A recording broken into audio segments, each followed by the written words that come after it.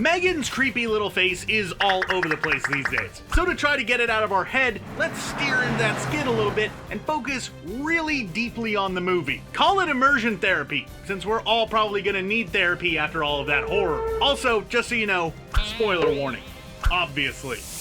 You know, everyone's talking about how fun this movie is, and it is indeed a good time. But there's a lot more to it than just a killer robot girl. There's also some pretty awesome cinematic parallels if you're paying attention. Perhaps one of the most obvious ones involves that viral dance scene where M3GAN is standing at the end of a hallway and gearing up to kill Gemma's boss. This one's not hard to put together. It's a reference to The Shining, 100% without a doubt. At this point, I'd honestly be more surprised if a horror movie didn't reference The Shining. It's almost like they're legally required to. Well, I wouldn't like to say.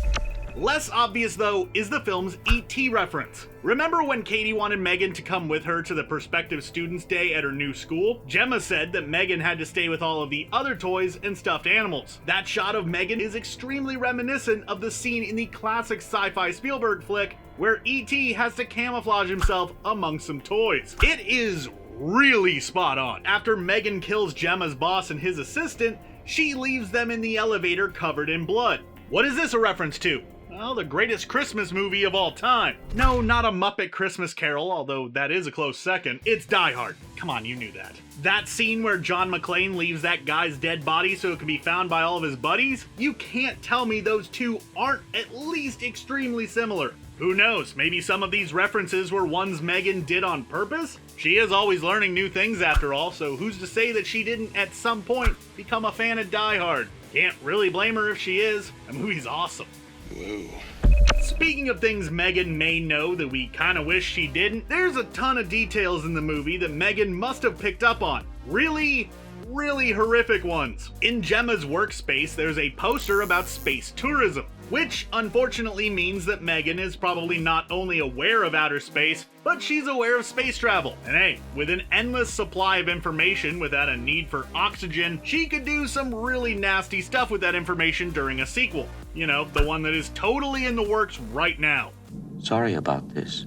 So it's probably safe to assume at this point that the next movie is going to be a hardcore sci-fi horror flick. You know, it's already bad enough going into space having to worry about getting face hugged and having alien embryos shoved down our throats. Now we gotta worry about a robotic killer doll? Just can't catch a break in the vacuum of space. And here I thought it was gonna be the safest way to travel.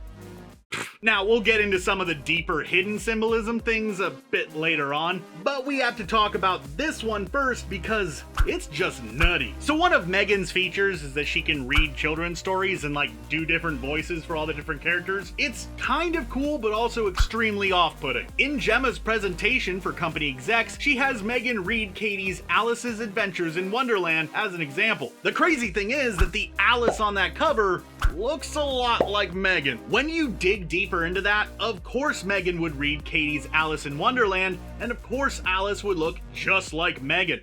It's insane, right? Alice and M3GAN's stories are a bit similar. They're both girls who have to learn everything on their own when they're thrown into a completely new world. Now, unless there's like some R-rated Alice in Wonderland story that I don't know about, Alice's story definitely ends drastically different from M3GAN's. But hey, there is at least some killer symbolism there. Sorry, I told myself in the new year that I wasn't gonna make any more puns. So that's yet another failed resolution this year.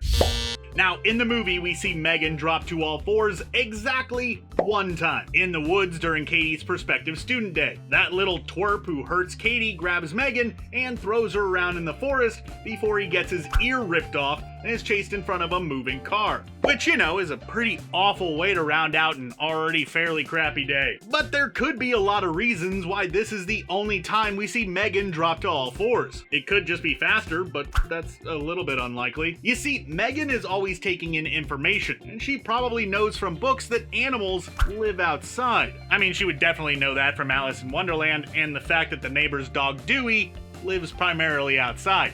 And dogs, in case you didn't know, walk on all fours. In her computer brain, she must have connected the dots and deduced that it's the best way to move through outdoor terrain. Either way, it's horrific and makes for one of the most terrifying shots in the entire movie. I mean, it's just, ugh. Editor, could you not have that behind me? Maybe instead put in like some puppies or something. Actually, don't put in puppies because it's just going to make me think of her running on all fours. Let's go ahead and take a break from the things that I wish that I could unsee. Why did I look? Anyways, in the trailers, the E in M3GAN is represented as 3 bars, to make it either an E or a 3. It's a great stylistic choice and certainly makes for a cool logo, but there is a little bit more to it than that. In the trailer animations, the 3 bars light up one at a time, almost like a battery that's charging. It's a great way to connect M3GAN to technology and hint at the amount of power that she'll have in the movie. But when you actually watch the movie, you find out that M3GAN's charging chair has those same 3 light up bars. So the spelling of M3GAN on the movie posters and in the trailers is a direct hint at where she'll get her power from. Yeah, definitely. Also in the movie, Gemma deals with this therapist who's inserting herself into their home. It's a court-ordered deal, but it's super easy to get annoyed with her, especially when she gets mad that Gemma hasn't gotten Cady toys yet and judges Gemma for having collectibles. Which, I mean, yeah, you should probably get the kids some toys. But at the same time, don't hate on collectibles because collecting things is actually a ton of fun. Anyways, the therapist basically makes Gemma open the collectible and play with it with Cady so that she can observe them, which isn't weird or inorganic at all. They roll the toy back and forth like a tennis ball, which isn't even the right way to play with it. In a small way, this collectible directly represents the doll. See, Gemma let Cady play with a toy that really shouldn't be played with, and the toy in turn lost its value. Now, the collectible lost its value because it was open. Meanwhile, M3GAN lost its value because she is, a homicidal maniac. But still, the similarities are there. Enough to draw a fairly solid connection, at least. None of this, though, is Cady's fault. I mean, she just wanted some toys to play with. Can't really blame her, she is a kid. Or she could also be a millennial adult, I guess. Speaking from experience. Toys are awesome. Lastly, Cady never uses a coaster. This is a theme throughout the movie that we're forced to suffer through alongside Gemma. Now, it is hard to pinpoint the exact point where all of us were going, for God's sakes, Cady, just put the glass 6 inches to the left. But we all did it, don't lie.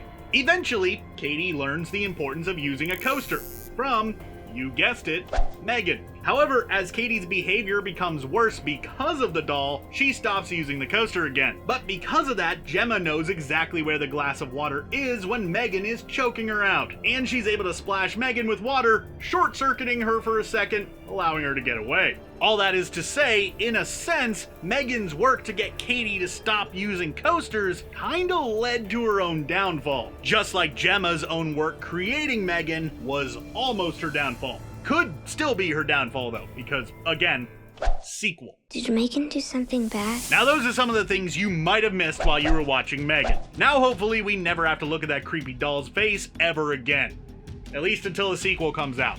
And then the inevitable threequel. Damn you, Hollywood, and your love of franchising horror properties.